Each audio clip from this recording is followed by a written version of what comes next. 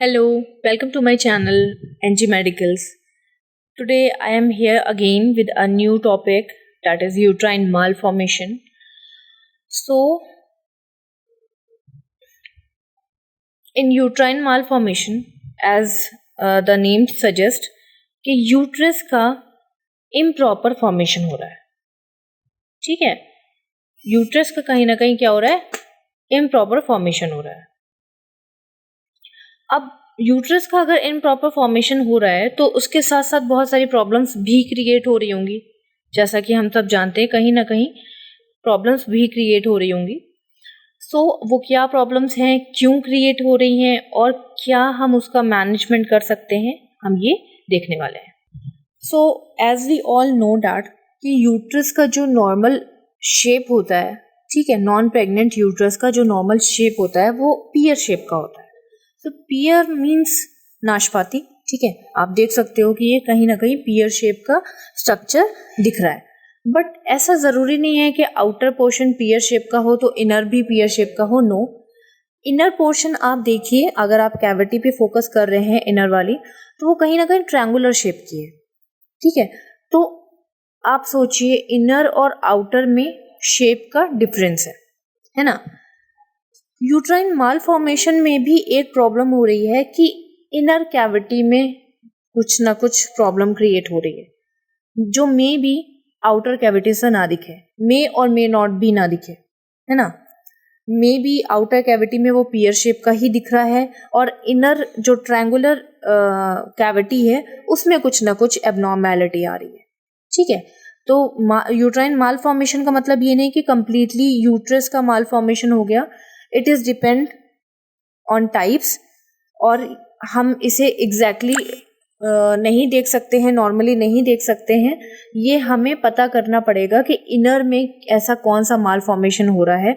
Even आपको पता है कि पूरे कंप्लीट लाइफ में जब तक प्रेगनेंसी कंसीव नहीं हो जाती है, लोगों को पता ही नहीं चलता है कि उनका यूट्रस अंदर से कुछ अलग ही है या माल फॉर्मेशन है. बहुत ज़्यादा ऐसा होता है या कहीं ना कहीं बहुत प्रॉब्लम्स ऐसे क्रिएट होती हैं कि पता भी चल जाता है, लेकिन मेनली क्या होता है कि असिम्प्टोमेटिक होता है ना, जिसकी वजह से उनको अपनी लाइफ में पता ही नहीं चलता है कि यूट्रस में कुछ ना कुछ माल फॉर्मेशन है. तो चलिए हम देखते हैं कि कैसे पता चलेगा और क्या प्रॉब्लम क्रिएट होगी जिससे कि पता चलेगा कि माल फॉर्मेशन हो रहा है.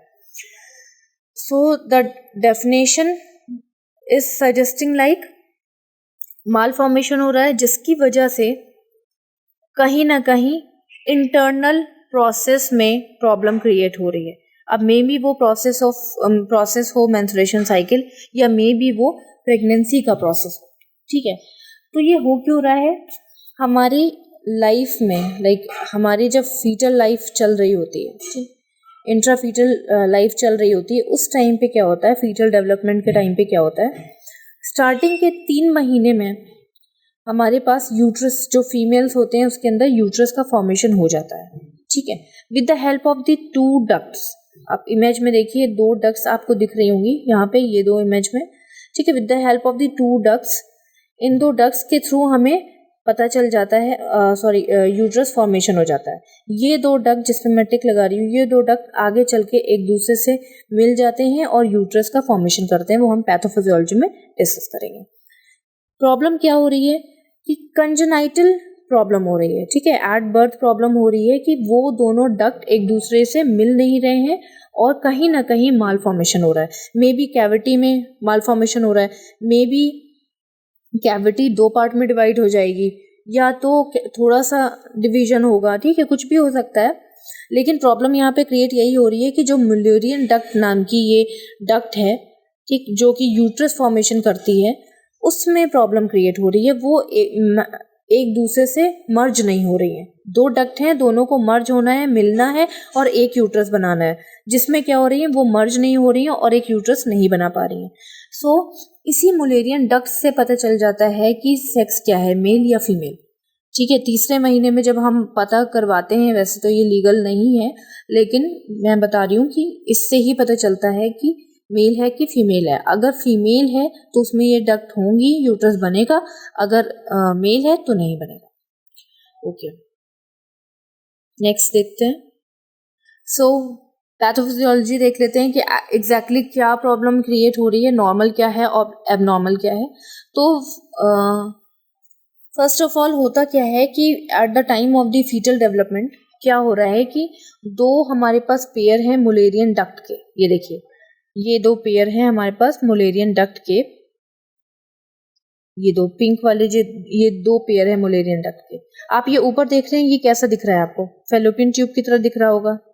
एग्जैक्टली है ना, ये हैं ही हमारी फेलोपियन ट्यूब। ये आगे चल के प्रॉपर फेलोपियन ट्यूब बन जाएंगे। ये क्या है? गोनैड्स। ठीक है, फीटल डेवलपमेंट के टाइम पे ये गोनैड्स होते हैं, उसके बाद ये क्या हो जाते हैं? ओवरीज में चेंज हो जाते हैं। ठीक है, तो ये सब तो नॉर्मल रहता है, कोई प्रॉब्लम नहीं होती है। प्रॉब्लम होती है यहाँ वाले स्ट्रक्चर में, कैविटी की जगह वाले स्ट्रक्चर में, और बाकी सब कुछ नॉर्मल रहता है। मे बी यूट्रस और वजाइना भी कहीं ना कहीं इन्वॉल्व हो जाता है। अब होना क्या चाहिए? डक्ट फॉर्मेशन हो गई थी, डक्ट फॉर्मेशन के बाद डक्ट का फ्यूजन होना चाहिए था, इन दोनों को एक दूसरे को फ्यूज करना चाहिए था। ठीक है, ये नॉर्मल फिनोमेना है। फ्यूज किया इन दोनों ने, फ्यूज करने के बाद इनके पास दो लेयर होती हैं, एक इंटरनल और एक एक्सटर्नल। जो इंटरनल होती हैं वो एक दूसरे को फ्यूज कर लेती हैं, और जो एक्सटर्नल होती हैं वो एक्सटर्नल स्ट्रक्चर बना देती हैं। जैसे कि ये बाहर वाला स्ट्रक्चर आप देख रहे हैं, ये एक्सटर्नल है, और ये जो अंदर वाला आप स्ट्रक्चर देख रहे हैं ये इंटरनल है। ये हमारा नॉर्मल यूट्रस है जो कि नॉर्मली बन गया है। पहले डक्ट बन गई, डक्ट बनने के बाद उन दोनों ने एक दूसरे को फ्यूज किया, फ्यूज करने के बाद उन्होंने एक प्रॉपर पियर शेप्ड स्ट्रक्चर बना दिया, यूट्रस का नॉर्मल यूट्रस बना दिया। अब प्रॉब्लम कहाँ पे क्रिएट हो रही है? प्रॉब्लम क्रिएट हो रही है, हो सकता है कि ये दोनों एक दूसरे से फ्यूज ना हो सकता है हो ही ना फ्यूज। ठीक है, तो अगर फ्यूज नहीं होंगी तो दो कैविटी बन जाएंगी, वो हम आगे देखेंगे। ठीक है, अगर फ्यूज नहीं हुई तो दो यूट्रस बन जाएंगे। अगर पार्शियली फ्यूज हुई, ठीक है, अगर पार्शियली आधा आधी फ्यूज हुई, ठीक है, इनकम्प्लीट अगर फ्यूज हुई तो हमारे पास एक सेप्टम बन जाएगा। ठीक है, एक एक्स्ट्रा टिश्यू बन जाएगा यूट्रस की कैविटी के अंदर। ठीक है, और अगर कंप्लीटली फ्यूज हो भी गई और मे बी फंडल एरिया में थोड़ा डिम्पल भी रह गया तो वो भी प्रॉब्लम क्रिएट कर सकता है। समझ रहे हैं? तो इस टाइप के प्रॉब्लम्स क्रिएट हो रही हैं इसमें यूट्राइन मालफॉर्मेशन में। आई थिंक आपको पैथोफिजियोलॉजी क्लियर हो गई होगी। तो सबसे पहले पैथोफिजियोलॉजी में कुछ ऐसा टफ नहीं है। सबसे पहले डक्ट फॉर्म होती हैं, वो डक्ट फ्यूज होती हैं और एक नॉर्मल यूट्रस बना देती हैं। बट एबनॉर्मैलिटी कहाँ पे आ रही है? या तो डक्ट फॉर्म नहीं हो रही है, ये भी कह सकते हैं हम, या तो फॉर्म हो रही है तो फ्यूज नहीं हो रही है, ये भी कह सकते हैं, या तो फ्यूज हो रही है तो कंप्लीटली फ्यूज नहीं हो रही है, ये भी कह सकते हैं, या तो कंप्लीटली फ्यूज होने में कहीं ना कहीं फेल हो जा रही है और फंडल एरिया में एक डिम्पल बन जा रहा है। ठीक है, ये प्रॉब्लम क्रिएट हो रही है।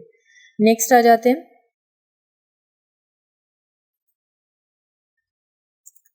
Types of the मालफॉर्मेशंस। तो टाइप्स में सबसे कॉमन टाइप है हमारा बाइकोरोनेट यूट्रस। तो बाय मीन्स क्या होता है? ठीक है, बाय मीन्स टू। ठीक है, बाइकोरोनेट यूट्रस मीन्स दो यूट्रस बन रहे। मैंने आपको बताया था ना कि दो यूट्रस भी बन जाते हैं, लेकिन यहाँ पे कंप्लीट टू यूट्रस नहीं बन रहे हैं। एक्चुअली यहाँ पे टू कैविटीज बन रही हैं यूट्रस की।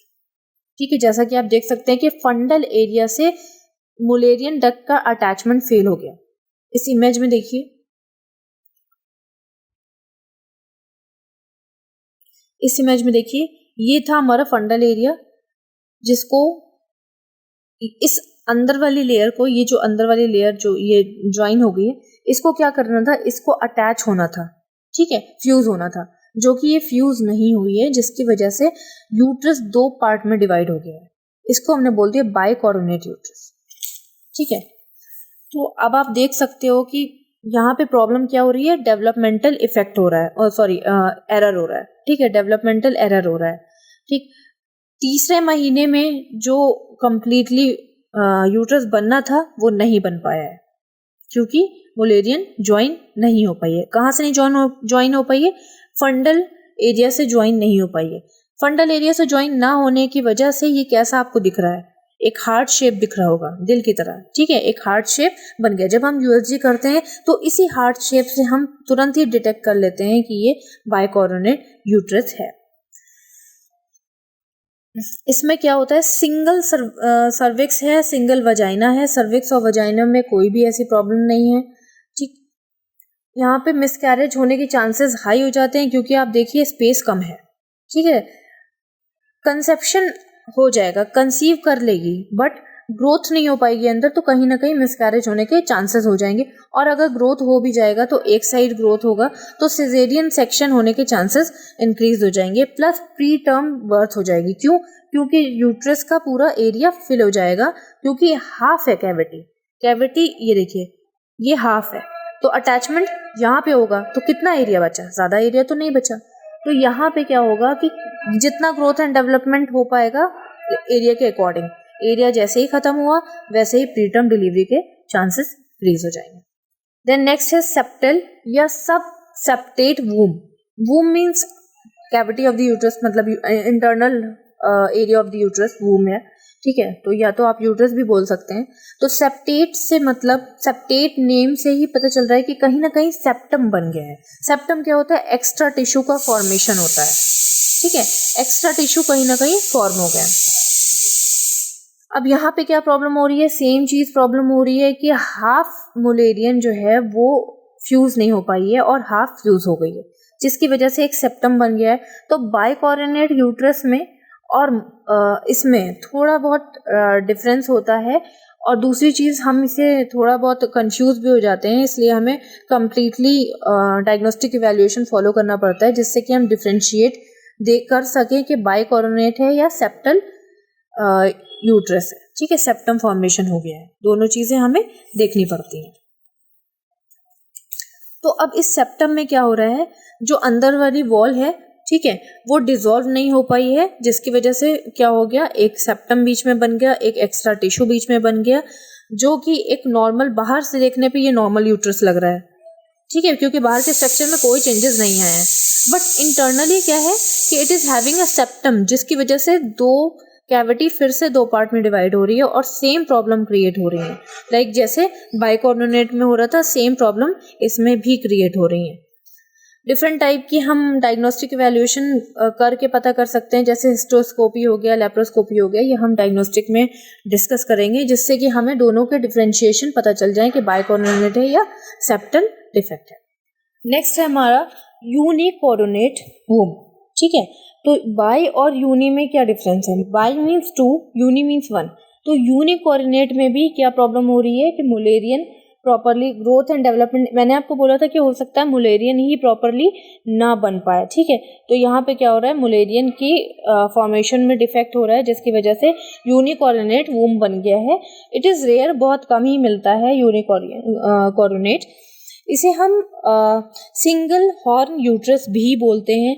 सिंगल हॉर्न यूट्रस क्यों बोलते हैं? जैसे कि आप देख सकते हैं, एबनॉर्मैलिटी अगर आप देखें तो एक ही फैलोपियन ट्यूब है उसके पास, एक हॉर्न जैसा दिख रहा है। ठीक है, तो एक फैलोपियन ट्यूब होने की वजह से हम इसे सिंगल हॉर्न यूट्रस भी बोलते हैं। ठीक, जिसके पास एक ही फैलोपियन ट्यूब है। और ये बहुत कह सकते हैं कि छोटा, मतलब ऐसा नहीं है कि यहाँ पे दूसरा यूट्रस नहीं होगा, हो सकता है, मे और मे नॉट बी पे डिपेंड करता है कि जो दूसरा वाला पार्ट है यूट्रस का वो छोटा सा, स्मॉल सा कहीं पर भी सिचुएटेड होगा, यहाँ पे साइड में सिचुएटेड होगा।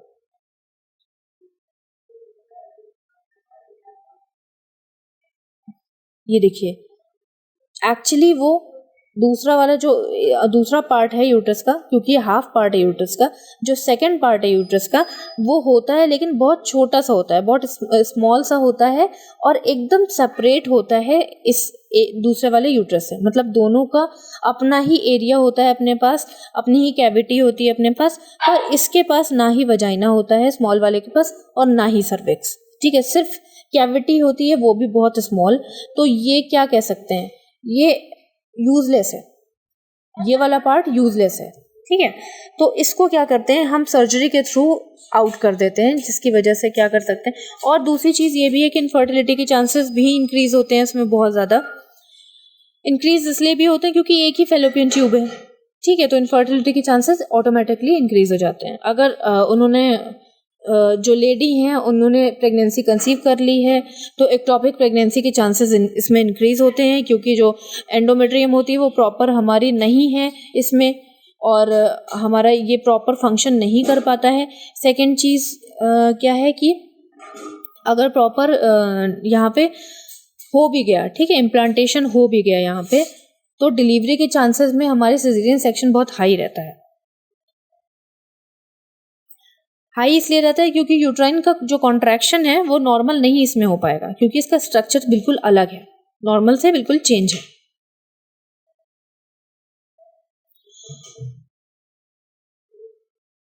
देन नेक्स्ट है डबल वूम, जिसको हम बोलते हैं डिडेल्फिक वूम, ठीक है। डिडेल्फिक और डबल सिमिलर लग रहा है, ठीक है। तो डबल क्या हो गया इसमें, मैंने आपको बताया था कंप्लीटली डबल हो जाता है। इस वाली सिचुएशन में क्या हो रहा है कि जो दोनों मुलेरियन जो हमारी डक्ट थी वो एक दूसरे से फ्यूज ही नहीं हुई है ना। तो अगर जब फ्यूज नहीं हुई है तो उन्होंने, वो दो है तो दो यूट्रस बना दिया उन्होंने, अगर फ्यूज हो जाती तो वो एक यूट्रस बन जाता। तो दो यूट्रस बन तो गए हैं, इसमें कोई प्रॉब्लम नहीं होती है, प्रेगनेंसी कंसीव भी हो जाती है, पर एरिया बहुत कम होता है। आप देख सकते हैं एरिया इसमें कम है, ठीक है। इसमें और कोई ऐसी प्रॉब्लम नहीं होती है। बहुत एक्सेसिव पेन होता है ड्यूरिंग मेंस्ट्रुएशन साइकिल। क्यों? क्योंकि दो एंडोमेट्रियम है, तो दोनों शेड होंगी अपनी अपनी, ठीक है। दोनों शेड होंगी तो ब्लीडिंग भी बहुत ज़्यादा होगी और कॉन्ट्रैक्शन भी अलग अलग आएंगे और पेन भी बहुत एक्सेसिव होगा।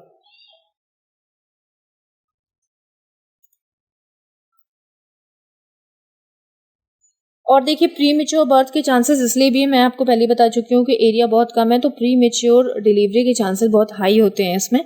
बाकी कंसीव करने में इसमें कोई प्रॉब्लम नहीं होती है। इनके पास अपना अपना वजाइना होता है, अपना अपना यूट्रस होता है, अपना अपना कैविटी होती है यूट्रस की, वजाइना होता है और सर्विक्स भी होता है। कभी कभार ये भी होता है कि सेम सर्विक्स है, सेम वजाइना है पर सर्विक्स अलग अलग है और कैविटी अलग अलग है। लेकिन मेनली ऐसा होता है कि एक मुलेरियन ज्वाइन होती ही नहीं है, इसलिए इसे डबल वूम कहा गया है। तो अगर ज्वाइन नहीं होंगी तो सबका अपना अपना वजाइना, सर्विक्स और कैविटी होगी।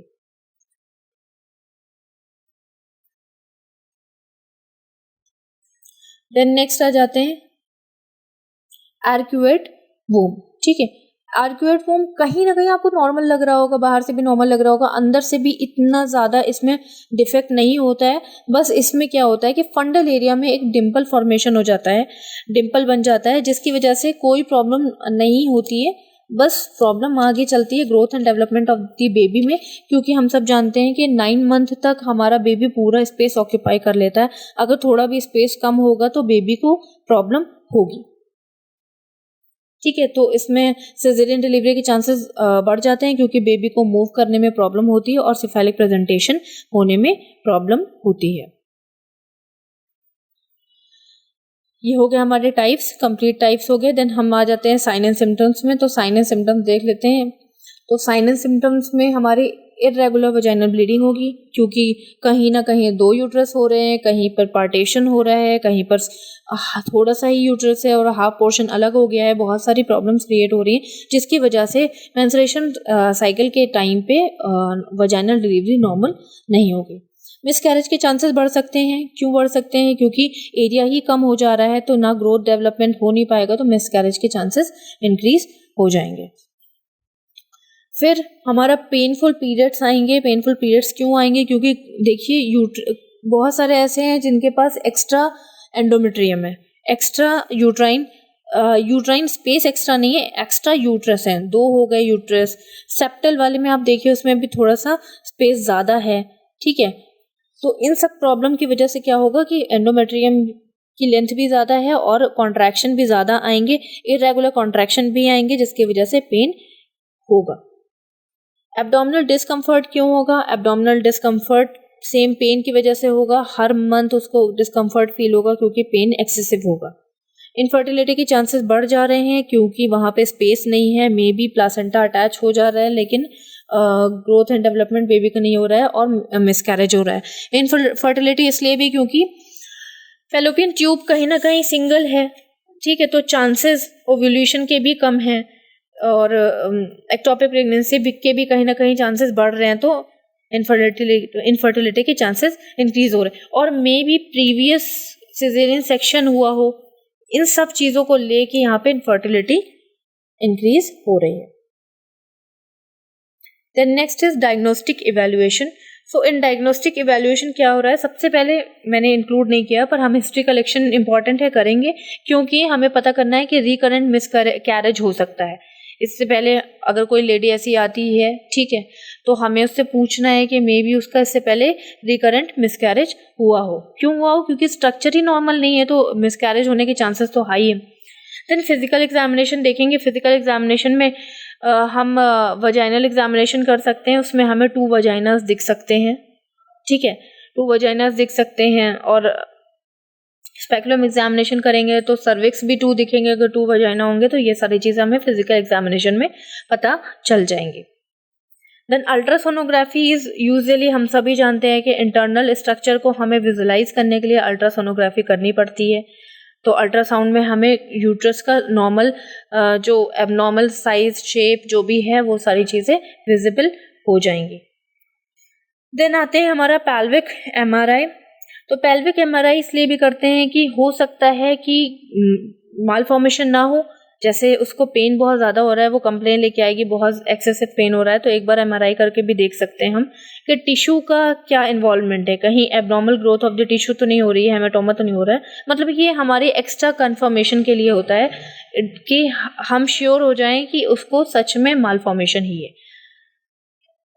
देन नेक्स्ट है हिस्ट्रोसैल्पिंगोग्राफी। हिस्ट्रोसैल्पिंगोग्राफी में क्या होता है कि हम वजाइना के थ्रू क्या करते हैं कि हिस्ट्रोस्कोप को इंसर्ट करते हैं जिसमें एक कैमरा अटैच होता है, ठीक है, जिसमें हम सर्विक्स और वजाइना को विजुलाइज कर सकते हैं, उसका स्ट्रक्चर नॉर्मल है कि नहीं, या डबल सर्विक्स नहीं है, या डबल वजाइना तो नहीं है, ये सारी चीज़ें हम विजुलाइज कर सकते हैं। वैसे इसको इंसर्ट करते हैं तो ये तभी तक इंसर्ट होता है जब तक सेप्टम नहीं होता है। मान लीजिए बाइकोरोनेट यूट्रस या सेप्टम यूट्रस है, सेप्टल यूट्रस है, तो उसमें हमारा कंप्लीटली अंदर नहीं जा पाएगा, उतना ही अंदर जाएगा जब तक सेप्टम नहीं आ जाता, ठीक है, तो हम कंप्लीटली नहीं देख पाएंगे। इसके लिए हम क्या करते हैं, लेप्रोस्कोपी करते हैं। फाइनली ये सबसे बेस्ट तरीका होता है आइडेंटिफाई करने का। इसमें क्या करते हैं, एक छोटा सा ही बहुत मिनिमम बहुत छोटा सा इंसिशन, मिनिमम इंसिशन करते हैं, जिसकी वजह से क्या होता है कि हम कैमरा इंसर्ट करके सारे यूट्रस के स्ट्रक्चर को या पेल्विक ऑर्गन को हम विजुलाइज कर लेते हैं। हिस्ट्रोस्कोपी में भी हम वही कर रहे हैं, विजुलाइजेशन कर रहे हैं ऑफ द यूट्रस का। तो डायग्नोस्टिक इवैल्यूएशन आई थिंक आपको क्लियर हो गए होंगे। नेक्स्ट आ जाते हैं कॉम्प्लिकेशंस पे। तो कॉम्प्लिकेशंस में क्या क्या प्रॉब्लम हो रही है, एबॉर्शन हो रहा है, मैं आपको पहले एक्सप्लेन कर चुकी हूँ, मिसकैरेज हो रहा है, रिकरेंट एबॉर्शन हो रहा है।